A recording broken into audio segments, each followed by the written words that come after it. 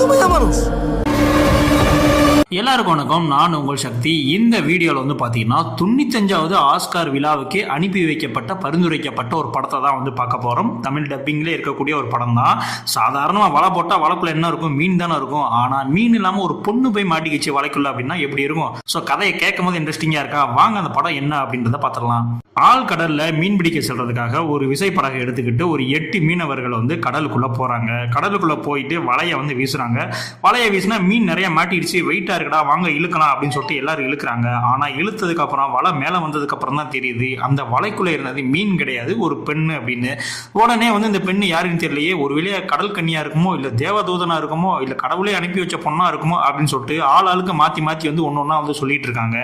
உண்மையிலே வந்து அந்த பெண் யாரு, எதுக்கு வந்து இவ வழக்குல வந்து சிக்குனா, இந்த பெண் இந்த படகுக்கு வந்ததுக்கு அப்புறம் இந்த 8 பேருக்குள்ள நடக்கக்கூடிய பிரச்சனைகள்லாம் என்ன, அங்க ஒரு கொலையும் வந்து நடக்கப்படுது, இந்த கொலை எதுக்காக நடக்குது இப்படின்ற மாதிரியான எல்லா கேள்விக்குமான பதில் தான் இந்த படம். அதெல்லாம் இருக்கணும். படத்தோட பேர் சொல்லு ப்ரோ அப்படின்னு சொல்றீங்களா? இந்த படத்தினுடைய நேம் ஹவா. இந்த படம் 2020 ஒரு பங்களாதேஷி மூவியா வந்து ரிலீஸ் பண்ணாங்க.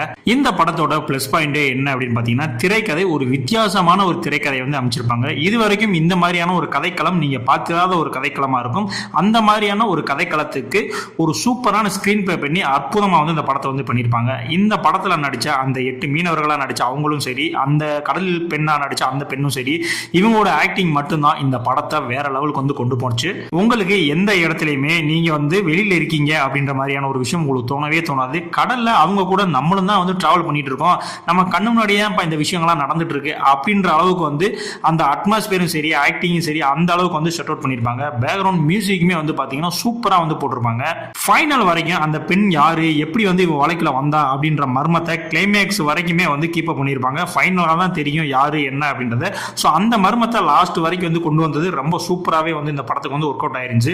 வேற அந்த படத்தில் என்ன மைனஸ் அப்படின்னு கேட்டிங்கன்னா, படம் வந்து கொஞ்சம் ஸ்லோவாக தான் வந்து மூவ் ஆகும். அதுவும் படத்தினுடைய முதல் பாதியெல்லாம் வந்து பார்த்தீங்கன்னா ஸ்டோரியை வந்து செட் அவுட் பண்ணுறதுக்காக கொஞ்சம் ஸ்லோவாக தான் வந்து போயிட்டு இருக்கும். செகண்ட் ஹாஃபுக்கு அப்புறம் படம் சும்மா சூப்பர் ஸ்பீடில் வந்து படம் வந்து போயிட்டு இருக்கும்.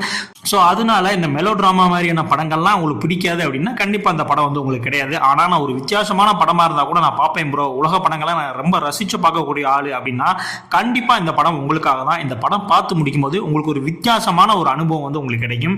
இந்த படத்தினுடைய கிளைமேக்ஸ் நிறைய பேருக்கு வந்து பிடிக்காம போச்சு. ஏன்னா கிளைமேக்ஸ்ல ஃபேண்டசி சார்ந்த ஒரு விஷயத்தை வந்து சொல்லியிருப்பாங்க.